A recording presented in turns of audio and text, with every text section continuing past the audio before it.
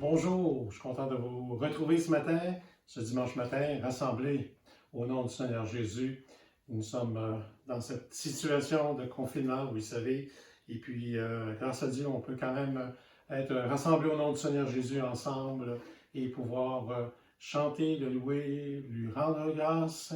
Et le Seigneur est le chef de son Église et il continue à s'en occuper et à s'occuper aussi de nous. Donc, je suis content de vous retrouver, qu'on soit ensemble ce matin, connectés les uns les autres par ce moyen. Et j'espère que vous avez accès à une Bible ce matin, puisque nous poursuivons nos messages sur cette série qui s'intitule « Réjouissons-nous ». Et on parcourt donc la lettre de Paul adressée aux Philippiens. Et donc, on va regarder la suite du chapitre 3, un message que j'ai donné la semaine dernière, qui était la première partie du chapitre 3. Et cette fois-ci, nous allons regarder ensemble la deuxième partie. La semaine prochaine, ce sera Julien qui apportera le message sur Philippiens, chapitre 4.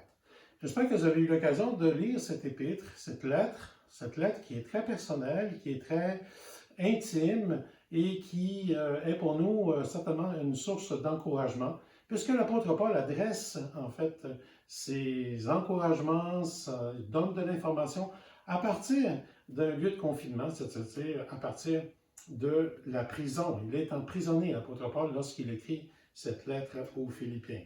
Alors, si vous voulez bien, donc, on va poursuivre. Et la semaine dernière, c'était comme sujet, comme thème principal, quel est le but de notre vie?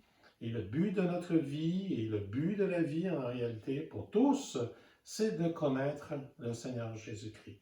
C'est d'avoir une connaissance du Seigneur Jésus-Christ.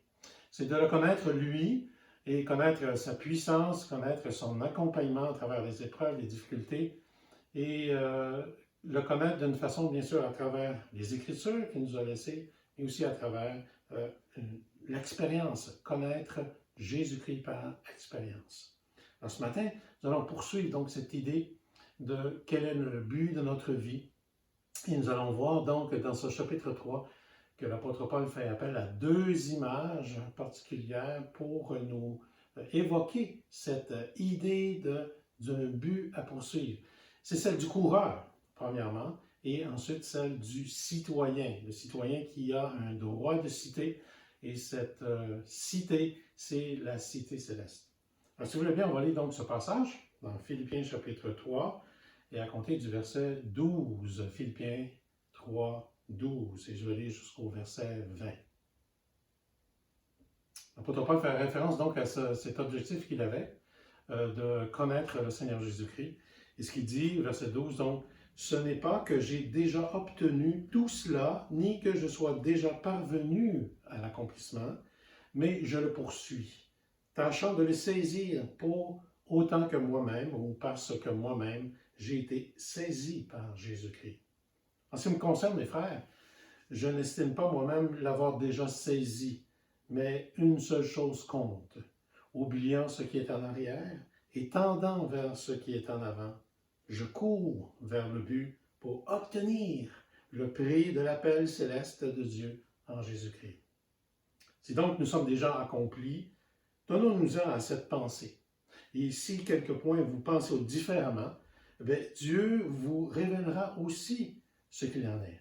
Seulement, au point où nous en sommes parvenus, avançons ensemble. Mes frères, imitez-moi et portez les regards sur ceux qui suivent le modèle que vous avez vu en nous.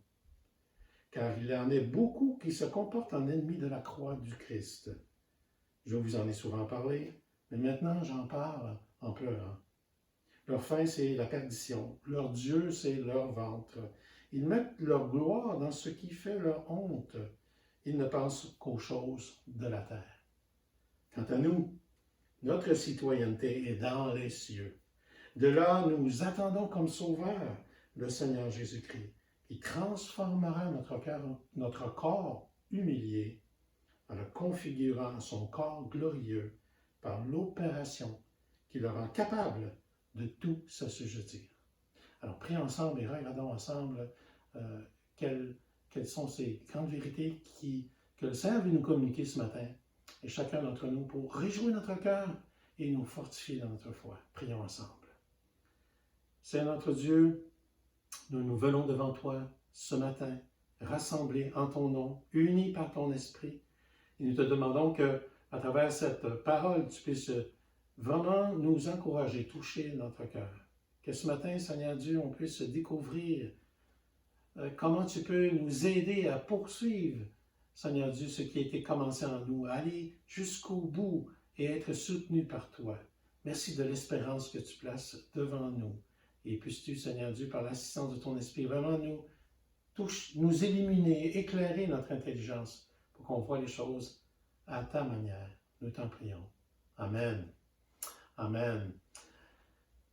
Alors, regardons donc ces premières images. Vous savez, le chapitre 3, c'est intéressant parce qu'il y a comme 3 images que l'apôtre Paul utilise pour nous parler de ce but ultime, de ce but supérieur par rapport à tous les autres buts que nous pouvons avoir dans la vie. Il emploie premièrement l'image que nous avons vue la semaine dernière, l'image du comptable, si nous pouvons dire que c'est cette image du comptable au sens que l'apôtre Paul, dans sa vie, a fait le calcul, a fait l'évaluation, il a considéré tous ses acquis, tous ses avantages qu'il avait eus personnellement, et il les a mis dans la balance par rapport à la connaissance qu'il a de Jésus-Christ. L'apôtre Paul a connu le Seigneur Jésus-Christ puisqu'il a eu une rencontre exceptionnelle. Lorsque nous lisons dans le livre des Actes des Apôtres au chapitre 9, par exemple, on voit sa conversion. Il a eu une vision du Seigneur Jésus-Christ ressuscité. Et ce Seigneur Jésus-Christ ressuscité, au lieu de condamner l'apôtre Paul, l'apôtre Paul à cette époque-là était en train de persécuter l'Église, Jésus lui fait grâce. Il l'accueille, et non seulement l'accueille, mais il va aussi même lui confier, en fait, la mission d'aller parler du nom de Jésus. Donc l'apôtre Paul a connu une rencontre exceptionnelle du Seigneur Jésus. Mais nous pouvons rencontrer, chacun d'entre nous, le Seigneur Jésus. Je sais que plusieurs d'entre vous l'avez fait. Et cette rencontre est inoubliable, nous le savons. Et il faut bien, je dirais, de façon régulière, revenir à une évaluation et, je dirais, mettre dans la balance cette connaissance que nous avons de Jésus-Christ et tous les acquis et tout ce que nous avons possédé et tout ce que nous avons comme privilège, et de réaliser que la connaissance du Seigneur Jésus-Christ est de beaucoup plus supérieur. Et ça devient notre but dans notre vie. Et devenant notre but dans notre vie, cela nous amène aussi à se comporter d'une manière digne du Seigneur. L'image qu'il emploie ici, comme je l'ai mentionné tantôt, c'est celle du coureur. Il dit, ce but-là de connaître le Seigneur Jésus-Christ, je ne l'ai pas encore obtenu totalement ou complètement, puisque je connaîtrai le Seigneur Jésus-Christ dans toute sa plénitude lorsque je le verrai face à face sur cette nouvelle terre, ces nouveaux cieux, lorsque je passerai à travers la mort et que je pourrai le voir face à face. Donc, il y aura là, évidemment, une connaissance, je dirais, ultime, pleine, complète, parfaite. Donc, il dit, ce n'est pas que j'ai déjà parvenu à cet objectif, mais je le poursuis. Je le poursuis, tâchant de le saisir, parce que moi-même j'ai été saisi par Jésus-Christ. On en revient donc à cette idée justement que l'apôtre Paul a été saisi par Jésus-Christ. Le Seigneur l'a touché. Et vous savez, quand le Seigneur nous touche, lorsqu'on a une rencontre personnelle, on sait que c'est là dans notre vie et ça restera. Nous avons été saisis par le Seigneur Jésus-Christ. Vous savez, les gens passionnés, les gens qui ont des intérêts passionnés, ils sont comme saisis par leur intérêt, n'est-ce pas? Si vous aimez le golf, vous êtes saisi comme par le golf.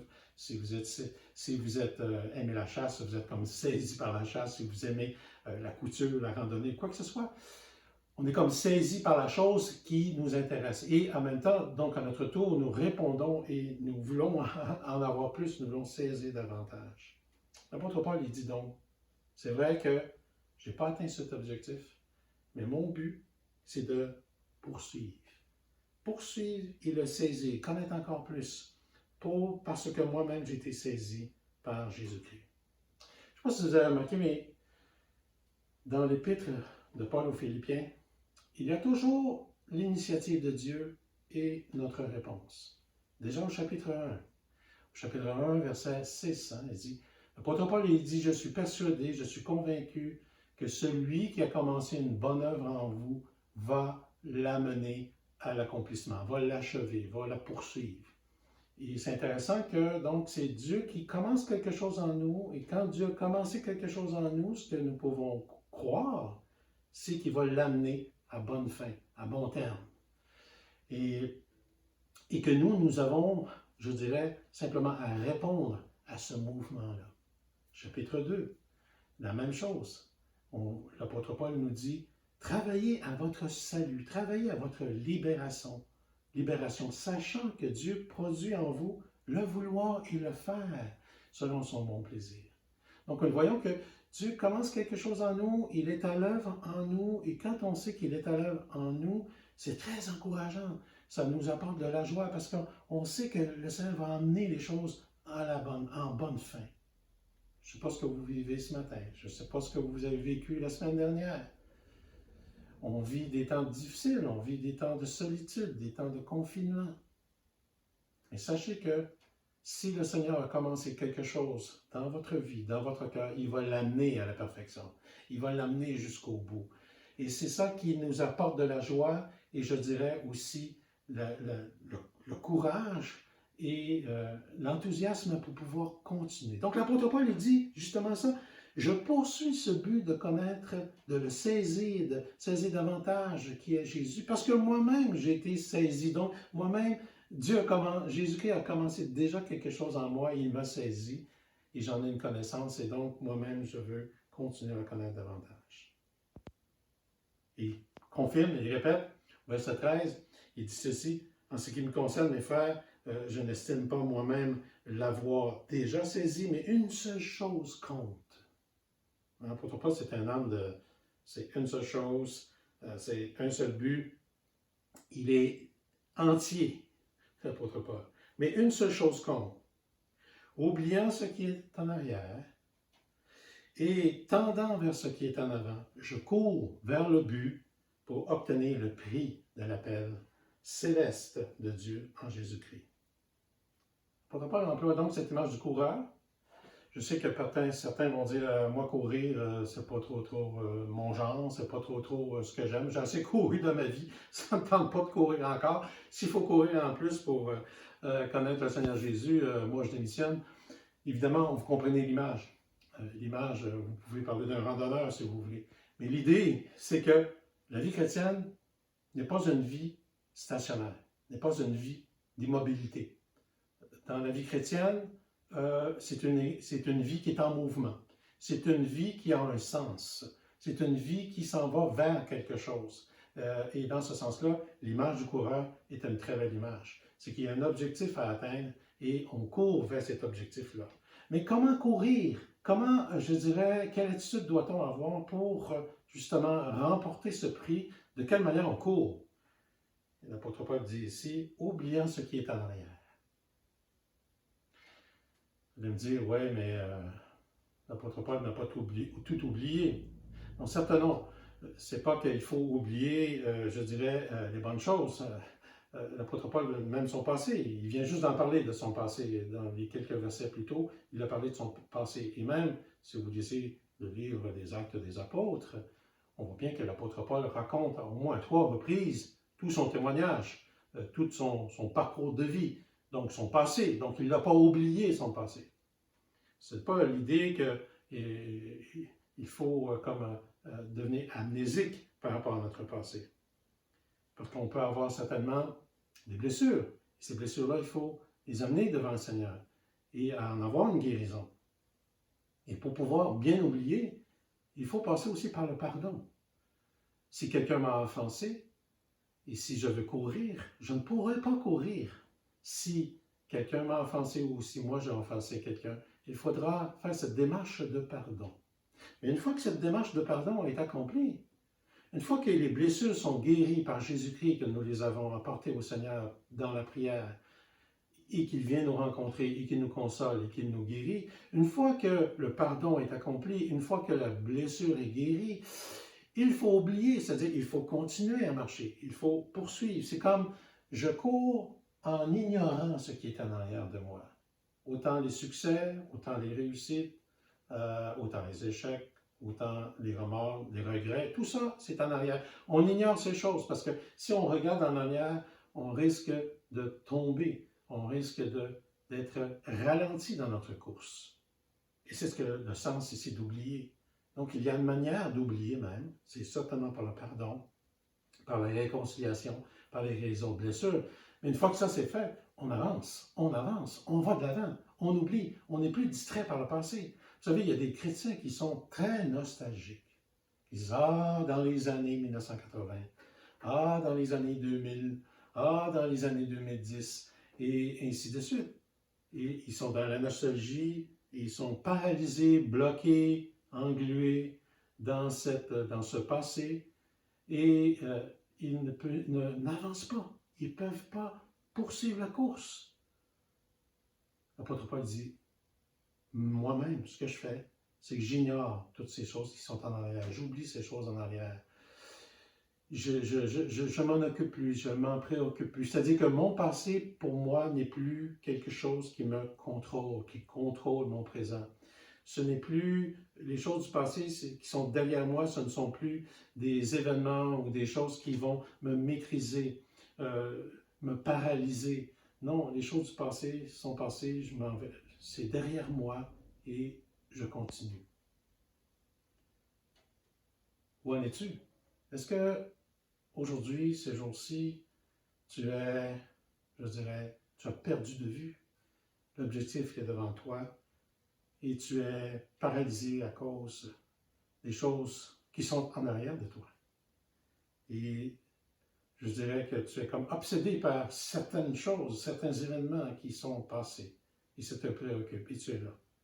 Eh bien, le Seigneur t'amène justement à passer faire une démarche pour qu'à un moment donné, tu puisses l'oublier au sens que tu passes à autre chose et tu avances, tu avances. Vous savez, la COVID, on en parle beaucoup, de la COVID et de tous les aspects négatifs, mais à un moment donné, il faut aussi oublier toutes les choses négatives et aller de l'avant. On a, comme chrétien, un objectif. On a un but à atteindre. On a une course. On a un cheminement. On a un chemin tracé devant nous. Et donc, il s'agit de marcher vers l'avant. Oubliant ce qui est en arrière, tendant vers ce qui est en avant. C'est vraiment un verbe fort, ça veut dire, et mettant toute mon énergie en avant, me mettant en avant, mêlant l'idée de s'élancer vers l'avant. Je m'élance, on voit le coureur, n'est-ce pas, qui déploie toute sa force vers l'avant. Maintenant, moi, je ne suis pas un coureur. J'ai déjà couru dans ma vie, des fois pour de mauvaises raisons, mais je ne suis pas un coureur. Et il ne faudrait pas que cette image-là, vous mettez un fardeau en disant, dis-moi pas encore, oui, il faut que je cours. Non, mais l'idée, c'est ça. C'est que la vie chrétienne n'est pas une vie stationnaire. Je cours vers le but pour obtenir le prix de l'appel. Et obtenir le prix de l'appel, je cours vers le but. Le but ici, c'est vraiment l'idée que je suis en train d'atteindre une marque, d'atteindre la ligne d'arrivée. Je cours vers ce but. C'est un peu comme le coureur qui voit cette ligne, puis il dit, je cours vers ça pour pouvoir l'atteindre et passer, franchir la ligne. Et donc obtenir le but pour obtenir le prix de l'appel céleste. Le prix de l'appel céleste, c'est d'être en présence du Seigneur Jésus, c'est d'être avec lui, c'est d'être accepté par lui, c'est enfin d'arriver à la destination. C'est un appel que nous avons entendu, c'est un appel que nous entendons encore. C'est un appel qui vient d'en haut, en réalité, c'est l'appel qui vient d'en haut. On a traduit par l'appel céleste. C'est un appel de Dieu. Cet appel-là, une fois que tu l'as entendu, cet appel-là continue d'être entendu. Au sens qu'il continue d'être proclamé. Est-ce que toi, tu l'acceptes? Est-ce que toi, tu la reçois? Est-ce que toi, tu te réjouis? Car quand on est dans cette course, il y a peut-être des difficultés, des combats, de l'énergie, et jusqu'à un certain point de fatigue, parce que courir, ça prend de l'énergie. Mais cette énergie, elle est renouvelée par le Seigneur Jésus, elle est renouvelée par le Saint-Esprit. Nous ne sommes pas seuls dans cette course. Il y a l'Esprit de Dieu lui-même qui nous aide. Il y a le Seigneur lui-même qui nous aide. C'est lui qui nous a appelés. Il nous appelle. Est-ce que tu entends? Peut-être que ce matin, tu dois te lever. Peut-être que ce matin, tu dois, je dirais, te lever de ta situation d'immobilisme, de revoir le but à atteindre, de revoir le fil d'arrivée. Relève-toi ce matin. Relève-toi et entre à nouveau dans la course. Et tu sais que tu n'es pas seul. Tu es avec d'autres. Et tu es sûr de gagner. Si tu cours sur le bon chemin, si tu cours dans la bonne arène, si tu cours dans le bon sentier, ce sentier-là, qui est la connaissance de Jésus, va te mener au but. Et tu es sûr de remporter le prix parce que le Seigneur va te soutenir. Donc, l'apôtre Paul dit, si donc nous sommes des gens accomplis, peut-être qu'il fait de l'ironie un peu, si nous sommes des gens qui avons atteint le but ou l'objectif, hein, parce que certains chrétiens, semble-t-il, qui ici semblent avoir atteint la perfection, mais l'apôtre Paul dit donc, si nous sommes des gens accomplis, tenons-nous-en à cette pensée. Ayons cette même pensée. Et cette même pensée est la suivante. Et si quelques points vous pensez différemment, c'est-à-dire que ça, c'est vraiment le but véritable, puis il s'agit de courir vers ce but, c'est-à-dire de connaître le Seigneur Jésus-Christ par la grâce de Dieu, eh bien Dieu vous révélera aussi ce qu'il en est. Encore là, c'est intéressant de voir que fais la bonne chose, rentre dans la course, poursuis la course, et si tu penses que c'est pas ça, mais tu vas voir, le Seigneur va te le montrer, que c'est la bonne chose à faire. Et c'est là qu'on voit encore l'intervention de Dieu. Fais quelque chose et Dieu va intervenir. Commence à courir et Dieu va te confirmer que c'est la bonne chose à faire. Et on voit encore, comme on a vu au chapitre 1, chapitre 2, et ici encore chapitre 3, que Dieu intervient, que nous ne sommes pas seuls dans cette course. Seulement au point où nous en sommes parvenus, donc avançons ensemble. Et c'est un terme militaire, c'est-à-dire marchons ensemble. Et ça, il faut le faire ensemble, comme Église, comme communauté. Avançons ensemble, un peu comme des militaires qui ont décidé de marcher au même pas. Alors l'apôtre Paul va dire, jusqu'au point de dire, avant de commencer à parler de l'autre image, qui est encore là, qui évoque le but de notre vie, il fait une petite parenthèse en disant, mes frères ou mes sœurs et mes sœurs, imitez-moi, imitez-moi, et portez le regard sur ceux qui suivent le modèle que vous avez en nous, vous avez vu en nous. L'apôtre Paul nous invite donc à l'imiter. Et ce n'est pas par orgueil et par fausse prétention que l'apôtre Paul dit « imitez-moi ». C'est pas parce qu'il se pense supérieur aux autres. C'est parce que lui-même imite le Seigneur Jésus. Nous le voyons ailleurs dans l'Épître aux Corinthiens où l'apôtre Paul dit « Soyez mes imitateurs comme moi-même je suis, comme moi-même j'imite le Seigneur Jésus-Christ ». Il y a une belle imitation à imiter au chapitre 2 dans Philippiens, lorsque l'apôtre Paul dit « Ayez les mêmes sentiments qui étaient en Jésus-Christ ». Et là, il y a toute la description de comment Jésus est entré dans ce monde comme un serviteur et il a été obéissant jusqu'à la mort. Donc, imitez-moi, imitez-moi. Tout au terme, c'est ce que moi, l'apôtre Paul, c'est ce que j'ai fait. J'ai décidé de fixer comme but, connaître le Seigneur Jésus-Christ, et je cours de cette manière-là, en comptant sur l'appui et sur la grâce de Dieu. Et en ne comptant pas sur mes propres acquis, ne m'appuyant pas sur mes privilèges ou sur mes avantages personnels. Non, imitez-moi. Portez le regard non seulement sur moi, mais aussi sur ceux qui suivent le modèle, le même modèle. Donc, il y a d'autres personnes à imiter aussi. Non seulement moi, mais imiter aussi d'autres personnes qui imitent le Seigneur Jésus-Christ. Vous savez, l'imitation, c'est une façon, je dirais, de vivre et de goûter, d'expérimenter ce qui est enseigné. Je ne sais pas si vous avez remarqué, mais dans le Nouveau Testament, la foi chrétienne n'est pas régie par un code ou un code de loi ou un code de règles, une série de règles, mais que la vie chrétienne, elle est conduite, inspirée par une personne, qui est le Seigneur Jésus-Christ. Et le Seigneur Jésus-Christ, bien sûr, a donné des enseignements précis sur comment on doit vivre, comment on doit se conduire.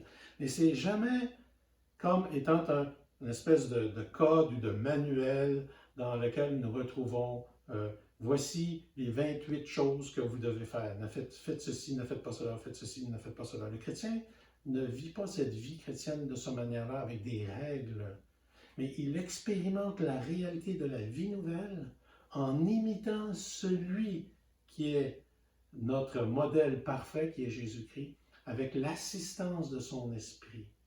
Et donc, l'imitation nous permet de connaître l'enseignement de Jésus.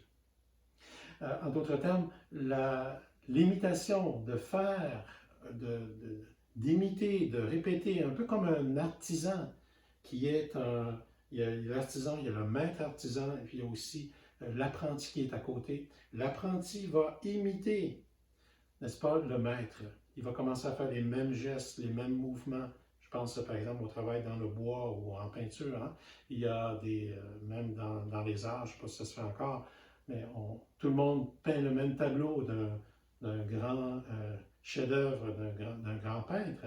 On essaie d'imiter et ensuite on développe, au fur et à mesure, je dirais qu'on investit.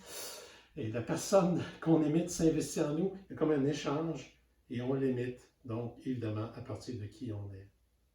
Mais cela se voit. Donc pour expérimenter, l'apôtre Paul dit, j'aimerais ça que vous m'imitiez, vous fassiez la même chose. Et moi je vous encourage, et moi je m'encourage peut-être à tasser les choses dans notre vie, dans ces temps de moments de COVID, à tasser les choses et à se concentrer sur le but qui est le plus important, qui est de connaître le Seigneur Jésus-Christ, d'avoir une connaissance plus profonde de lui, de s'attarder à qui il est et expérimenter, à le rechercher. Donc les frères disent, mes frères, imitez-moi et portez le regard sur ceux qui suivent le modèle que vous avez en nous, car il y en a beaucoup qui sont des ennemis, n'est-ce pas, de la croix du Christ. Il dit leur fin, c'est la perdition, leur Dieu, c'est leur ventre. Ils mettent leur gloire dans ce qui fait leur honte. Ils ne pensent qu'aux choses de la terre. Donc, ils n'ont pas cet objectif-là, qui dépasse, je dirais, le monde simplement terrestre. Ils sont limités aux choses terrestres. Ils ne perçoivent pas la dimension spirituelle du monde qui nous entoure. Ils ne pensent qu'aux choses de la terre. Et là, c'est pour ça que l'apôtre Paul va revenir à une autre image, la dernière image, chapitre 3, verset 20, il dit, quant à nous, notre citoyenneté est dans les cieux, ou notre droit de cité est dans les cieux. Vous savez, l'apôtre Paul s'adresse à des chrétiens qui vivent dans la ville de Philippe. Et cette ville de Philippe est une ville, comme je dis la semaine dernière, qui est une colonie romaine. C'est-à-dire qu'il y a beaucoup de citoyens romains, donc, qui ont le droit romain, qui sont des citoyens romains, des vétérans, des militaires qui sont à la retraite et d'autres. Et donc, l'idée de citoyenneté ou l'idée d'avoir un droit de cité, c'est quelque chose qui est un grand privilège. Et c'est quelque chose qui résonnait bien dans ces chrétiens qui sont dans cette ville de Philippe.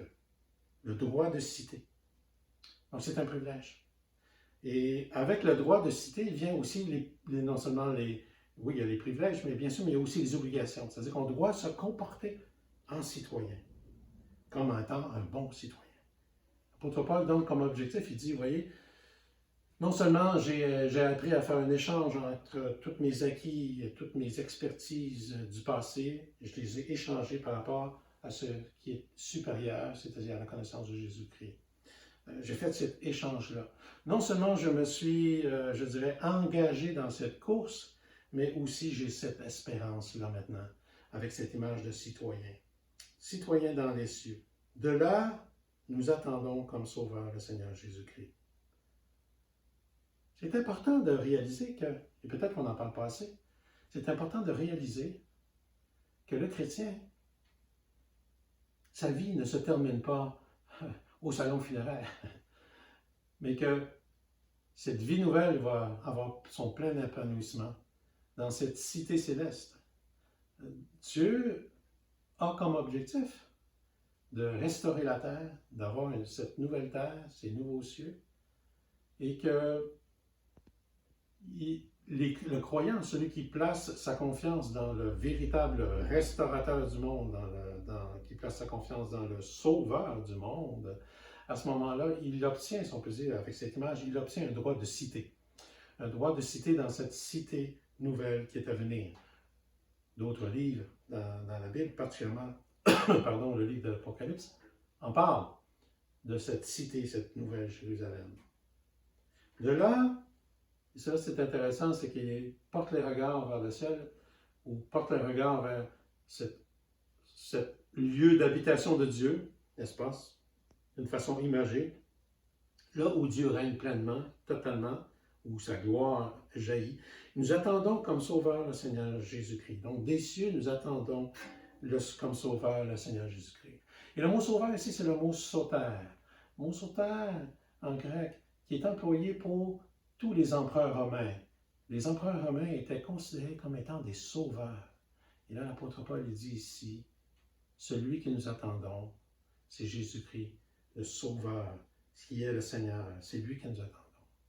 Vous savez, il ne faut pas faire du vaccin notre sauveur. Ça va faire du bien d'avoir des vaccins.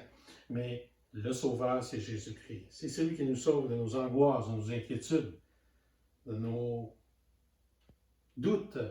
C'est lui le sauveur véritable, sauveur de ce monde entier, ce Seigneur Jésus-Christ. Donc ce n'est pas César à l'époque, c'est ce qu'il est en train de leur dire. Ce n'est pas César, il ne faut pas attendre quelque chose de plus de César. Mais vraiment, nous attendons des cieux, le Sauveur, le véritable Sauveur, le Seigneur Jésus-Christ. Et voici ce qu'il va faire. Il transformera notre corps humilié, notre corps fatigué, notre corps malade, notre corps corruptible. Il va transformer notre corps corruptible en le configurant au corps glorieux de Jésus-Christ. C'est extraordinaire. Pensez-y 2 minutes. C'est-à-dire que mon corps fatigué, mon corps tel qu'il est là, c'est la promesse, c'est révolutionnaire. Pensez-y, c'est révolutionnaire. Il dit, il va transformer, il va faire comme 2 choses, 2 opérations. Il va transformer notre corps humilié en le configurant au corps de gloire ou au corps glorieux de Jésus-Christ. Alors peut-être que les gens vont dire, ouais, mais c'est quoi le corps glorieux de Jésus-Christ? Eh bien, on le voit déjà à la résurrection. Lorsque Jésus ressuscite, il a un corps glorieux. Son corps est glorieux. Il a un corps transformé, il a un corps changé. Toutes ses plaies sont guéries. Je dirais, il vit dans une autre dimension. Et c'est extraordinaire. C'est extraordinaire. Donc, voyez-vous, ce qui est devant nous, donc c'est toutes ces choses qui disent qu'aujourd'hui, on doit s'engager, on doit courir, mais on court aussi avec une espérance. On ne court pas pour rien. Et tout ça va aboutir un jour à ce que nous soyons dans cette cité, cette nouvelle terre, ces nouveaux cieux, avec des corps changés et renouvelés. Wow! Plein de matière pour se réjouir, non seulement se réjouir maintenant, mais aussi se réjouir à la vue de l'avenir. Que le Seigneur vous bénisse. L'apôtre Paul dit, juste au chapitre 4, quelques versets plus loin, il dit, vous êtes ma joie, vous êtes ma joie. Eh bien, qu'on puisse se dire les uns les autres, tu es ma joie ce matin. Tu peux regarder si tu as quelqu'un à côté de toi dans ta maison, tu peux dire, tu es ma joie en Seigneur Jésus. Eh bien, vous êtes ma joie. Je termine par ceci. Il y a un moine qui s'appelle Séraphin de Sarov, un moine orthodoxe russe. Et il avait coutume, un homme de piété, un grand homme de foi, et il avait coutume de dire lorsqu'il voyait les gens arriver pour soit le consulter ou demander la prière, quand il voyait les gens arriver, il leur disait « Bonjour, ma joie ». Eh bien, dites à quelqu'un ce matin « Bonjour, ma joie ». Que le Seigneur vous bénisse. À la semaine prochaine.